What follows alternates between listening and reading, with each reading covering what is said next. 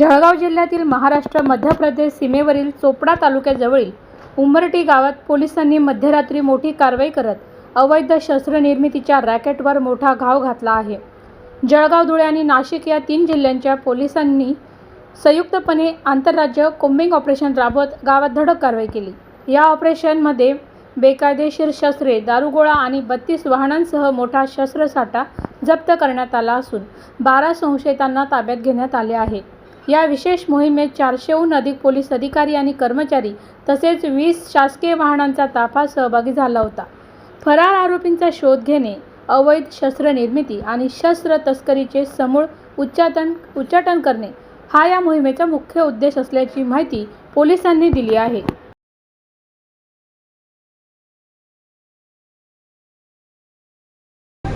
सदर कारवाई ही जळगाव, धुळे आणि नाशिक ग्रामीण या 3 जिल्ह्यांची संयुक्त कारवाई झालेली आहे। जळगाव, धुळे आणि नाशिक ह्या जिल्ह्यामध्ये जे देशी कट्टे सापडलेले आहेत मागच्या काही काळामध्ये आरोपींकडून किंवा गुन्ह्यामध्ये, तर त्याच्यामध्ये असं निदर्शनास आलेलं आहे की मोठ्या प्रमाणामध्ये आणि जवळजवळ सर्व हे जे देशी कट्टे आहेत हे मध्य प्रदेशमधील उंबरटी या ठिकाणावरून ते तिथले जे बनवणारे जे लोक आहेत त्यांनी बनवून इकडे विकलेले आहेत। त्याच्यामुळं नाशिक परिक्षेत्राचे विशेष पोलीस महानिरीक्षक संजय पुरे सरांनी सूचित केलेले होते की आपण एक संयुक्त सर्च मोहीम राबवावी, जेणेकरून त्यांचं जे ओरिजिन आहे ते सगळं बनवण्याचं आणि आपल्याला जे काही संशयित आरोपी वगैरे आहेत ते आपल्याला ताब्यात मिळू शकतात। तर त्यांच्या सूचनेवरून पोलीस अधीक्षक जळगाव यांच्या नेतृत्वाखाली ही मोहीम राबवण्यात आलेली आहे। याच्यामध्ये जळगावचे 250 जवळपास मनुष्यबळ, नाशिक ग्रामीणचं 75 आणि धुळे जिल्ह्याचे 75 अंमलदार, तसंच DYSP, ASP नाशिक ग्रामीणचे मालेगावचे, तसंच धुळ्याचे DPO आणि जिल्ह्यातले 6 DPO जळगाव जिल्ह्यातले, तसंच जवळजवळ 12 PI आणि 30 PSI API दर्जाचे अधिकारी, 8 या SCPच्या टीम आणि धुळेची QRT तसंच जळगावची QRT अशा सर्व टीमनी आणि डॉग स्क्वॉड जळगावच्या अशा सर्व टीमनी या मोहिमेमध्ये सहभाग घेतलेला होता। रात्री सर्वांना ब्रीफिंग करून 1 वाजता आम्ही सगळ्या टीम रवाना केलेल्या होत्या भरतीसाठी जळगाववरून आणि साधारण 3-3:30 पर्यंत टीम पोहोचल्या आणि 4 पासून आपण साधारण सकाळी 8 वाजेपर्यंत 4 तास ही सर्च मोहीम राबवलेली आहे। या सर्च मोहीम राबवत असताना आपण जवळपास 40-45 जे संशयित किंवा इसम होते त्यांच्याकडे आपण तिथे चौकशी केलेली आहे। त्याच्यातले 12 इसमांना आम्ही ताब्यात घेतलं होतं। त्यांचे डोजियर आणि त्यांचे सर्व इन्फॉर्मेशन फॉर्म वगैरे भरून घेतलेले आहे, जेणेकरून त्यांचा कुठल्या गुन्ह्यामध्ये सहभाग आहे का याची पडताळणी करता येईल।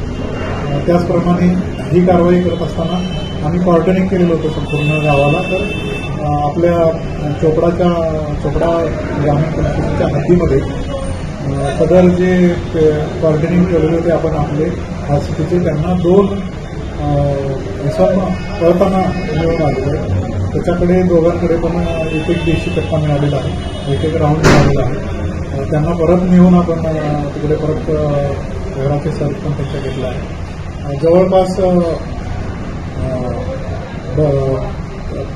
32 सर्च आपण घेतलेले आहेत घरांची, आरोपी आणि साहित्य त्यांची काही मिळते का याच्यासाठी। तर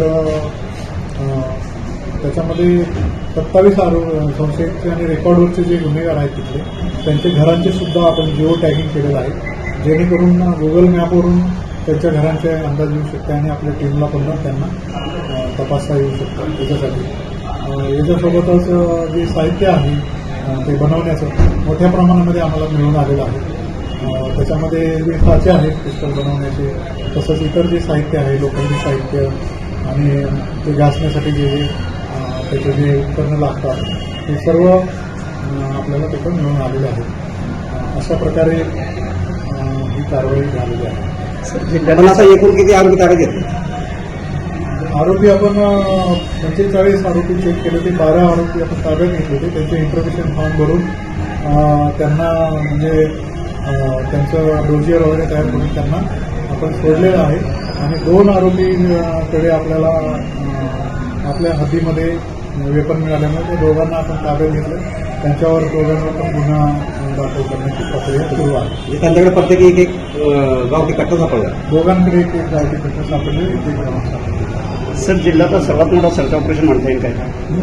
जिल्ह्यातील सर्वात मोठा सर्च ऑपरेशन आहे का? हां, जिल्ह्यातील आतापर्यंत तर हे सर्वात मोठं सर्च ऑपरेशन म्हणता येईल. हे पोलीस अधीक्षक जळगाव यांच्या मार्गदर्शनाखाली, नेतृत्वाखाली आणि विशेष पोलीस महानिरीक्षक नाशिक परिक्षेत्र यांच्या मार्गदर्शनाखाली राबवलेलं आतापर्यंतचं सर्वात मोठं सर्च ऑपरेशन म्हणता येईल. सर, पूर्वी जे इथे जे पोलीस निरीक्षक होते त्या टायमाला ज्या भागातून हे कट्टे येतात त्या भागात आपण नाकांची उभारणी केलेली होती, परंतु अधिकारी चेंज झाले आणि नाकाही बंद झाले. तर असे काही आपलं नियोजन आहे का? बरोबर आहे. आता ज्या संयुक्त सर्व प्रकारच्या उपाययोजना आपण आता इथून पुढे करणार आहोत, तर आपल्याला तिथला सगळा अंदाज आलेला आहे. नाकाबंदीसोबतच दुसरे सुद्धा भरपूर आम्ही उपाययोजना इथे करणार आहोत. उदाहरणार्थ, ज्या आरोपींकडे